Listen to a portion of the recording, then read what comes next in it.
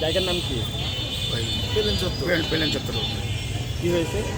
আমার ছেলে এখানে গেল, যায় বলছে কি ওখানে বলে চাঁদাবাজি করতে যায় কয়েক দিন ধরেই মনে করেন আমার আপনি বলবেন না বলছেন না বক্তব্য দিচ্ছেন আপনি আচ্ছা, আমার ছেলেকে ওরকম করে মারধর করে ওখানে ফেলে রেখেছে। তাই আমরা মেডিকেলে যে খবর পাচ্ছি সেই মেডিকেলে যাচ্ছি সব ভর্তি করছি।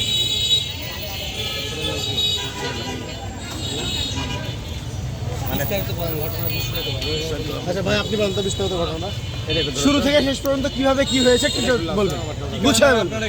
কি কারণে আপনারা দাঁড়াচ্ছেন না একটু বিস্তারিত বলবেন। ইজিলি বলবেন, আপনার ইজি বলবেন। আমার ভাইস্তা নিমনের জন্য আমরা এখানে দাঁড়িয়েছি। তারপর হলো আমার ভাইস্তা ওখানে সাপ্লাই বালু, ইট, রড এগুলো সাপ্লাই করে আর লেবার পেমেন্ট।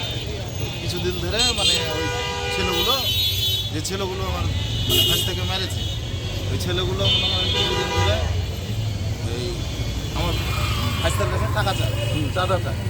তখন আমার ভাইস্তা মানে না দিতে চায়।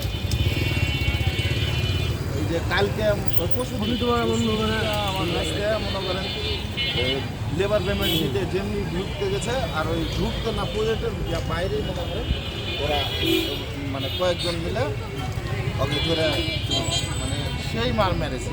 আরে আমার ভাইস্তা মেডিকেলে আছে, আপনারা যদি এখন যান তো আমার ভাইস্তার কাছ থেকে কিছু শুনতে পারবেন যে কী কারণে কী হয়েছে।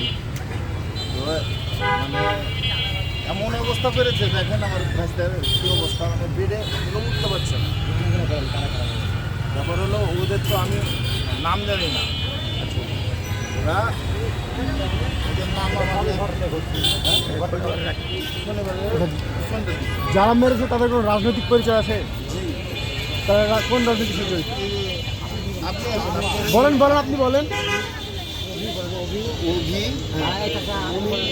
এদিকে আসেন, আপনি এদিকে আসেন। হ্যাঁ, আপনি নাম বলেন। আপনি নাম বলেন। আরে দাদা, ভয় করছেন কেন? আসছে ব্যাপার এখানে দাঁড়াইছেন কেন আমার বন্ধ করতে? দূরে আসো, দূরে আসো, দূরে আসো।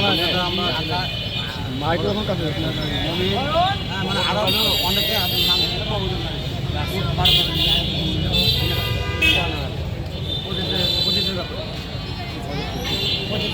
কাজকর্ম হিসাবগুলা, হ্যাঁ, পয়সা করি কোনো লেনদেন হালকা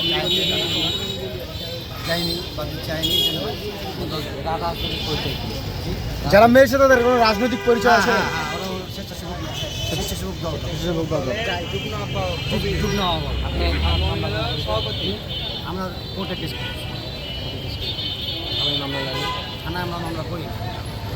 আচ্ছা, এখানে আমরা দেখতে পাচ্ছি যে আসামি দুইজন আছে, দুইজনের মানে কে কোন পদে আছে রাজনৈতিক? এটা আমি বলেন আমি বুঝি, আপনি বলেন। আপনি বলছেন আসেন আসেন সামনে। তুমি ভিডিও করো না। ঘটনা জানেন এবং তাদের ঘটনা জানি না, বলেন। হ্যাঁ হ্যাঁ।